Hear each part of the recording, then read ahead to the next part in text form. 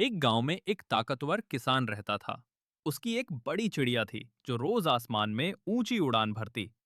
दोनों की गहरी दोस्ती थी। चिड़िया खेतों से कीड़े खाकर फसल बचाती और किसान बारिश में उसे अपने घर में जगह देता।